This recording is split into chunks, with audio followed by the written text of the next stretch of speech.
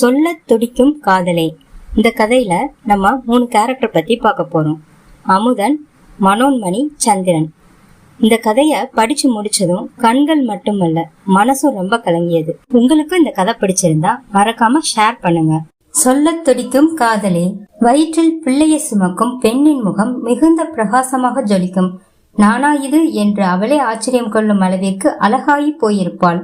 2 உயிர்கள் ஒரு உடலுக்குள் இருக்கும் போது 2 உயிரும் தங்கள் உயிர்த்தன்மையை ஒரே முகத்தில் தான் வெளிக்காட்டியாக வேண்டும் என்னும் போது அவள் பொலிவாகிறாள். பொலிவான கன்னத்தில் சந்தனம் தடவினான் மனோன்மணியின் கணவன் சந்திரன். கண்ண சந்தனத்தோடு குங்குமம் இழைத்தது போல நாணினாள். முகமெல்லாம் சிரிப்பு அவளுக்கு. கூட்டத்தில் பெரியவர் ஒருவர், மாப்பிள்ள பையனை தூரமா கூட்டிட்டு போங்கப்பா, மசக்கக்காரி கிளம்பி தலப்பிரசவத்துக்கு தாய் வீட்டுக்கு போகும்போது அவன் பக்கத்துல இருக்க கூடாது, எதிரிலையும் வரப்படாது. ஏன் வந்தா என்ன என்றாள் மனோன்மணி. தெரியலையே தாயி, இதுவரைக்கும் யாரும் சோதிச்சு பார்க்கல, எல்லோரும் இப்படி மூட நம்பிக்கையிலே இருங்க என்று தூரம் சென்ற சந்திரனை கண்களால் தேடி தோற்று காரில் ஏறினாள். தாய் வீட்டு வாசலில் ஆரத்தி எடுக்கும் போது எதிர் வீட்டில் அமுதனின் அம்மா வேடிக்கை பார்த்து கொண்டிருப்பதை கவனித்தாள். வீட்டிற்குள் வந்ததும் அம்மாவிடம் கேட்டாள், அமுதனுக்கு கல்யாணம் ஆகிட்டாமா? எனக்கெல்லாம் சொல்லவே இல்ல. ஆமா, இது ஒண்ணுதான் இப்ப அவனுக்கு குறைச்சல் என்றாள் அம்மா. அமுதனின் அப்பாவும் மனோன்மணியின் அப்பாவும் பாலிய சிநேகிதர்கள். அமுதனின் அப்பா தன்னுடைய வீட்டிற்கு எதிரில் உள்ள பழைய நிலம் விலைக்கு வருது, வாங்கி போடு என்று சொல்லி அதற்கு மீத பண உதவியும் செய்து கொடுத்தார். வீட்டை கட்டி முடிக்க முன்னின்று உதவியும் செய்தார். அப்போது மனோன்மணிக்கு 12 வயது இருக்கும். 2 அம்மாக்களும் நெருங்கிய தோழிகளாகி பேசிக் கொண்டிருக்கும் போது அடிக்கடி அமுதனை பற்றிய பேச்சு வரும். அதுவும் மனோன்மணியை முன்வைத்தே துவங்கும். கதவை ஆட்டாதடி, வீட்டுக்கு ஆகாது. தாழ்பாலை கலக்காத, வீட்டுல சண்டை வரும். கட்டில்ல உட்கார்ந்து காலை ஆட்டாத. இதெல்லாம் உனக்கு யாருமா சொல்லி கொடுக்கறா? ஏன் இப்படி மூட நம்பிக்கையில ஊறி போய் கிடக்குறீங்க என்று கோபிப்பாள். கூடவே அமுதனின் அம்மாவும் சேர்ந்து கொண்டு, மூத்தவனும் இதே மாதிரி தான் செய்வான், சுழி சேட்டை, அதான் ஹாஸ்டல்ல சேர்த்து படிக்க வைக்கிறோம். இப்ப 10ஆப்பு முடிச்சிட்டா அடுத்து ஃபர்ஸ்ட் குரூப் சேர்க்கணும்னு அவங்க அப்பா சொல்றாங்க. இவன் என்ன செய்ய காத்திருக்கான்னே தெரியல. மனோன்மணிக்கு ஆர்வம் தொற்றி கொண்டது. நம்மை போல ஒருவனா? அவனை சந்தித்தே ஆக வேண்டும். எப்போது வருவான் என்று யோசித்துக் கொண்டே அரிசிய வாயில் போட்டு மென்று கொண்டிருந்தாள். அரிசிய திங்காதடி, கல்யாணத்தன்னைக்கு மழை பெய்ய போகுது. பெய்யட்டும், அப்படியாவது ஊர் செழிக்கட்டும். அரையாண்டு தேர்வு விடுமுறையில் அமுதன் ஊருக்கு வரவும் மனோன்மணி பெரிய மனுஷி ஆகவும் சரியாக இருந்தது. 10 நாள் விடுமுறை முழுக்க அவனை சந்திக்க முடியாமலே போனது. அதன் பிறகு அவளுக்கு நிறைய கட்டுப்பாடுகள் விதிக்கப்பட்டன. கட்டுப்பாடுகள் காரணமாக வெளிப்பழக்கங்கள் அதிகம் இல்லாமல் போனது. அவளுக்கு அமுதனை பார்க்க வேண்டும் என்ற எண்ணமே கிட்டத்தட்ட அற்று போய்விட்டது. ஏதொன்றின் மீது அதிக ஆர்வம் கொள்கின்றோமோ அது காலத்தில் கரைந்து காணாமல் போய்விடும். காலத்தில் கடந்து அவள் இப்போது 16 வயதில் 11ஆம் வகுப்பு படித்துக் கொண்டிருந்தாள். இளமை அவளின் செழுமையை வரைந்து வைத்திருந்தது. வழக்கம் போல தன் வீட்டு வாசலில் சைக்கிளில் பள்ளிக்கு கிளம்ப ஆயத்தமாகி கொண்டிருந்தாள். வழக்கத்திற்கு மாறாக தன் முதுகில் ஏதோ பார்வை படிந்து படர்வதை உள்ளுணர்ந்து சுற்றுமுற்றும் பார்த்து அண்ணாந்து பார்த்தாள். எதிர் வீட்டு பால்கனியில் புதிதாக முளைத்த மீசையோடு கொஞ்சம் தாடியோடு இவளின் எதிர்பார்வைக்கு அசராமல் இவளையே வைத்தக்கண் வாங்காமல் பார்த்து கொண்டிருந்தான். அறிமுகமே அவசியமின்றி அவன் பெயரை அவள் அறிந்து கொண்டாள். அமுதன் செமஸ்டர் லீவுக்கு வந்திருக்கிறான். அவன் கண்களில் இருந்து அவன் விடுபடுவதற்கு இன்னும் கிளம்பலையா நீ எனும் அம்மாவின் குரல் தேவைப்பட்டது. இதோமா என்று சைக்கிளை தள்ளி கொண்டே புறப்பட்டாள். தெருவின் முனை வரைக்கும் அவன் முதுகில் அவள் கண்கள் ஊறியது. அதன் காரணமாக அவளின் பின்னங்கழுத்தோர ரோமங்கள் கூசியது. அதற்கு பின் அவன் இருக்கும் வரை ஒரு நாளும் அவள் அண்ணார்ந்து பால்கனியை பார்த்ததே இல்லை. அவன் கல்லூரிக்கு திரும்பி போன பிறகு வெற்று பால்கனியை மட்டும் அடிக்கடி அண்ணாந்து பார்ப்பாள். 2 வருடங்களாக இந்த விளையாட்டை நிகழ்த்தி கொண்டிருந்தாள். பரஸ்பரம் அறிந்து கொண்டாலும் அறிவிக்கப்படாத நேசத்தின் போதையில் திளைத்திருந்தாள். தன்னை கண்டு கொள்ளாமல் இருந்தால் சைக்கிளில் பெல்லடித்து அவன் கவனத்தை ஈர்க்கும் காரியங்கள் முதல், அம்மா அரிசி உலக்கு வாங்கிட்டு வர சொன்னாங்க என்று அவன் வீட்டுக்குள் நுழைந்து அவன் கண்களின் தேடுதல் ரசித்தது வரை இவர்கள் இருவருக்கும் இடையே அழகான நதி ஒன்று ஓடிக்கொண்டிருந்தது.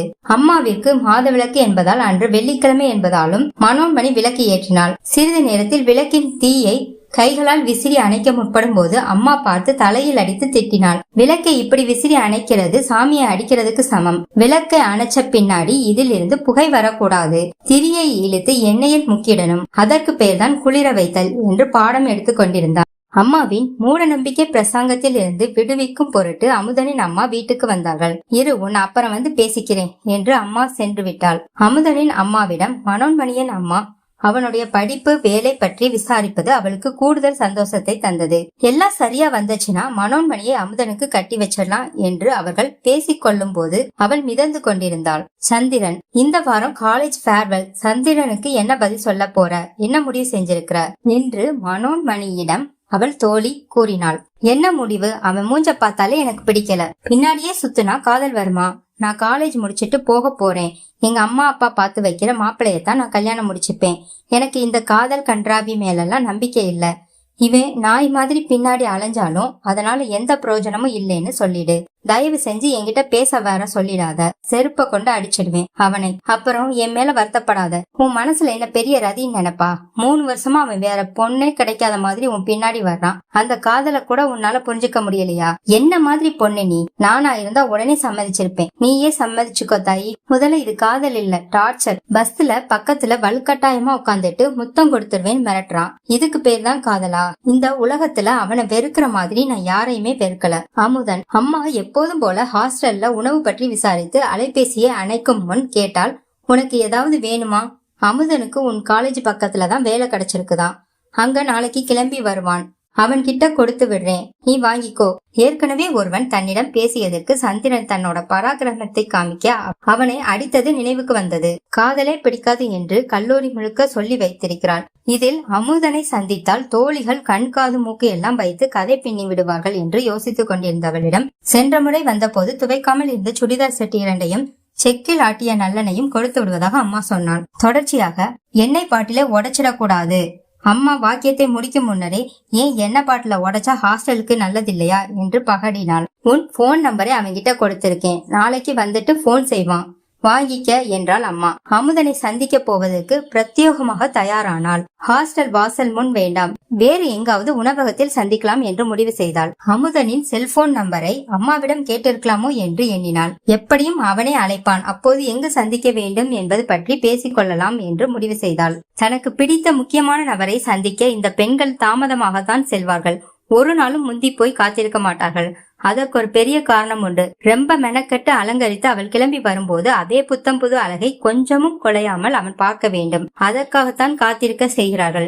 அதன்றி முன்னமே வந்து அவளை காத்திருந்தாள் எனில் அவன் எப்போது வருவான் என்று தெரியாமல் முழு நேரமும் ஒயிலாக அமர்ந்து காத்திருந்தால் பெரும் வாதை அவளுக்கு. பிடித்தவன் கண்களுக்கு அழகாக தெரிய வேண்டும் என்று விரும்பாத பெண்கள் தான் யார்? அன்று காலையிலே அலங்கரித்து ஹாஸ்டலில் காத்திருந்தாள். அவன் அழைத்ததும் இதே அழகோடு அவன் முன் போய் நிற்க வேண்டும் என்று திட்டமிட்டாள். நேரம் செல்ல செல்ல அறைக்குள் வெயிலின் வெண்மை தாக்கத்தில் அவள் அலங்காரம் கலைந்தது. மீண்டும் ஒருமுறை இதே ஆர்வத்தோடு அலங்கரிக்க மனமின்றி அமுதனுடனான சந்திக்கும் திட்டத்தையே கைவிட நினைத்தாள். தெரியாத எண்களின் அழைப்புகளை அமுதன் என்று நினைத்து ஏமாந்து போனதுதான் மிச்சம். அவன் வரவே இல்லை. அம்மா அடுத்து அலை பேசும்போது அமுதனை பற்றி ஒரு வார்த்தை கூட பேசவில்லை. அதனால் மனோன்மணியும் கேட்கவில்லை. சந்திரன் கல்லூரி முடித்து வீட்டிற்கு வந்ததும் கவனித்தால் அமுதன் வீடு பூட்டு போட்டிருந்தது. எப்படி அம்மாவிடம் கேட்பது என்று தெரியாமல் எப்படியும் அம்மாவை யாரிடமாவது அமுதன் குடும்பம் பற்றி பேசுவாள். அப்போது அவர்கள் எங்கு போயிருக்கிறார்கள் என்று அறிந்து கொள்ளலாம் என்று நினைத்தாள். அம்மா சந்திரனின் புகைப்படத்தை காண்பித்தாள். மாப்பிள்ளை குடும்பம் ரொம்ப வசதி, அவர் வேலைக்கு போகணும்னு அவசியம் இல்ல. உன்னைத்தான் அவருக்கு பிடிச்சிருக்காமே, நல்ல பையனா வேற தெரிகிறார். அதான் பேசி முடிச்சிட்டோம், ஒரு தகவல் போல அம்மா சொன்னாள். அழுவதற்கு முந்தைய நிலையில் குரல் நடுங்க மனோன்மணி சொன்னாள், எனக்கு அவனை பிடிக்கவே செய்யாதுமா. எல்லாம் எங்களுக்கும் தெரியும், உன் கெடுதலுக்கா செய்ய போறோம். அம்மாவிடம் எதிர்வாதம் வைப்பதற்கும் அவளிடம் திறனி இல்லை. அமுதன் மீதான வெளிப்படுத்தாத காதலை வைத்துக்கொண்டு இது காதல் தானா என்று அறியாத ஒன்றை தீர்மானமாக அம்மாவிடம் சொல்லி புரிய வைக்கும் நிலையில் அவள் இல்லை. புரிந்து கொள்ளும் நிலையிலும் அம்மாவும் இல்லை. திருமணத்திற்கு பின் என் வாழ்க்கையை வீணடிச்சிட்ட என்றோ, என்னோட அனுமதி இல்லாம உன்னோட ஆசையை நிறைவேற்றிட்ட என்றோ அவள் கணவனிடம் சண்டை பிடிக்காமல் ஒரு மனைவி எப்படி இயங்குவாளோ அதற்கு கொஞ்சமும் பிளராமல் இயங்கினாள். அதை சந்திரன் தன் காதலின் வெற்றியாக பாவித்தான். ஆனாலும் அவள் அடிக்கடி எதற்கு கவலைப்படுகிறோம் என்றே தெரியாமல் கண்ணீரோடு அமர்ந்திருப்பாள். எங்கோ யாரோ தன்னை அழைப்பதாக, சேரும் இடம் தெரியாமல் வழி தப்பிவிட்டதாக, எந்த உணர்வாலோ ஆட்கொண்டு கட்டுண்டு கிடப்பதாக அடிக்கடி தோன்றும் அவளுக்கு. அமுதன். மனோன்மணி திரும்ப திரும்ப கேட்டுக்கொண்டே இருந்தாள். அமுதன் ஃபேமிலி எங்கே போயிருந்தாங்களாம், சொல்லுமா. ஒரு தாலி அவளுக்கு அவளுடைய வீட்டில் எவ்வளவு பேச்சு சுதந்திரத்தை அளித்திருக்கிறது என்று வியந்தாள். திருமணத்திற்கு முன் இதே கேள்வியை கேட்பதற்கு அவ்வளவு தயங்கினாள். இப்போது தயக்கமே இல்லை. அம்மா பதில் சொல்லாமல், நிறமாசக்காரி ஒத்த கால்ல நிக்காத, பிள்ளைக்கு ஆகாது என்று சொல்லி கடந்தாள். 2-3 நாட்களில் அமுதனின் அம்மா மனோன்மணி வீட்டுக்கு வந்து அவளை ஆசீர்வதித்தாள். அம்மா எங்க போயிருக்காங்க? ரைஸ் மில் போயிருக்காங்க. சரிம்மா, நான் வரேன். இருங்க அத்தை, அம்மா இப்ப வந்துடுவாங்க. இல்ல வேண்டாம்மா, நான் உன்னைத்தான் பார்க்க வந்தேன். உங்க அம்மா என்கிட்ட சரியா பேச மாட்டாங்க, ஏன்னு தெரியல என்றாள். துணுக்குற்றவள் தன் அம்மாவிடம் கிடைக்காத பதிலை அவளிடம் கேட்டாள். நிஜமாகவே உனக்கு தெரியாதா? தெரியாத அத்தை, அமுதனுக்கு கல்யாணம் ஆகிட்டா? ஆகல, வீட்டுலதான் இருக்கிறான். உன்னைய பாக்கணும்னு ரொம்ப விரும்புவான். வா, ஏன் உங்க அம்மா வர்றதுக்குள் பாத்துட்டு வந்துடு. சரி என்று ஒரு கையை கீழே ஊன்றி இடுப்பில் ஒரு கையை வைத்து மெதுவாக எழுந்தாள். அமுதனின் அறைக்கு சற்று முன்னதாகவே நின்று கொண்டு மனோன்மணியை மட்டும் உள்ளே போய் பார்த்து வர சொன்னாள். அந்த அறையே மருத்துவமனையின் வாசனையை கொண்டிருந்தது. எலும்போடும் தோல் ஒட்டிய கண்கள் உள்ள முங்கி நலிந்து போன உருவமாக அமர்ந்திருந்தான் அமுதன். மனோன்மணியை கண்டதுமே அவனுடைய குரல் மெல்லிதாக வெளிப்பட்டு சிரிப்பு அழுகையாக மாறி, அழுகை சிரிப்பாக மாறி, அவன் முகத்தில் நீண்ட நாட்களுக்கு பிறகு சோகம் தாண்டிய பிற உணர்வுகள் படர்ந்தது. மனோ உள்ளில் உதிரத்து வாங்கி இருந்தாள். முதல் முறையாக அவனிடம் பேசுகிறாள். நிலை கொள்ளாது தடுமாறும் குரலில், ஏன் இப்படி ஆகிட்டீங்க? என்னதான் ஆச்சு? பின்னிருந்து சொல்ல வந்த அம்மாவே வலுவற்ற பார்வையில் வேண்டாம் என்றான். வேலைக்கு சேர வந்த நாள்ல உன்னைத்தான் பார்க்க வந்தானாமே. வந்த இடத்துலதான் என் புள்ள வண்டியில கீழே விழுந்துட்டு. உங்க வீட்டுல யாருமே உங்ககிட்ட சொல்லல. நான் சொல்லிடக்கூடாதுன்னு உங்க அம்மா என் கூட பேச்ச நிப்பாட்டிடுச்சு. சொல்லிவிட்டு முந்தானையில் கண்களை கசக்கினாள் அவள். அமுதன் தலை கவிழ்ந்து அமர்ந்து கொண்டான். பற்கள் எல்லாம் நடுநடுங்க பூமி தன்னை கைவிடுவது போன்ற பிரம்மை தோன்றியது மனோன்மணிக்கு.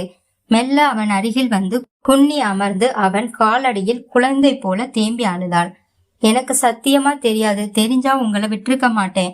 அழுகை கலந்த குரல் அரை முழுக்க பட்டு தெரித்து எதிரொலித்தது. அழாதீங்க பிளீஸ், உங்களை ஆறுதல் கூட சொல்றதுக்கு என்கிட்ட தெம்பில்ல. எதற்கு கவலைப்படுகிறோம் என்று தெரியாத அவளின் காரணமற்ற சோகத்திற்கு விடை அமுதனிடம் இருந்தது. என்னை அடிக்கடி நினைச்சுப்பீங்களா என்றாள். இந்த அறையை தவிர்த்து எனக்கு போக வேறு இடங்கள் இல்லை. நான் நினைத்து கொள்ள உன்னை தவிர வேறு யாரும் இல்லை. அவன் எலும்பு விரல்களை பற்றி கொண்டாள். கன்னத்தில் வைத்து கைகளில் படித்துக் கொள்வது போல செய்தாள். என் பாப்பாவை பாக்குறீங்களா? கேட்டுவிட்டு அவன் கையை எடுத்து வயிற்றில் வைத்தாள். உள்ளே குழந்தை புரளுவது அவன் கையில் தடமாய் பதிந்து அசைந்தது. இப்படித்தான் உள்ள உருளுமா? ஆச்சரியமாக கேட்டான். ஆமாம் என்று அவனை மார்போடு சேர்த்து அணைத்தாள். நீண்ட நாட்களாக வறண்ட கண்களில் வழிந்த துளி அவனின் மேல் விழுந்து நனைந்தது. சிறிது நேரம் பேசிவிட்டு வெளியே வந்தாள். அமுதனின் அம்மா, நீ நல்லா இருப்பம்மா, இருக்கணும் என்று மீண்டும் ஆசீர்வாதம் செய்தாள். மறுநாள் எதிர் வீட்டில் கூட்டம் கூடி நின்றது. அமுதன் இறந்து விட்டான். மனோன்மணி அளவில்லை. அவன் இத்தனை காலம் உயிரோடு இருந்ததே தன்னை சந்திக்கத்தான் என்று நம்பினாள். மனோன்மணியின் அம்மா வேகமாக வந்து, கிளம்பு, பக்கத்து தெருவுல சித்தப்பா வீடு இருக்குது, அங்கு போவோம் என்றாள். ஏமா? வயிற்று பிள்ளைக்காரிடி நீ. செத்தவன் ஆன்மா மறுபடியும் பிறக்க ஆசைப்பட்டு பிறக்க போற குழந்தைக்குள்ள போயிடும் சொல்லுவாங்க, அதான் என்றாள். முதல் முறையாக அம்மாவின் மூட நம்பிக்கையை எள்ளி நகையாடாமல் கண்கள் மினுங்க ஆர்வம் பொங்க கேட்டாள். நிஜமாகவாமா?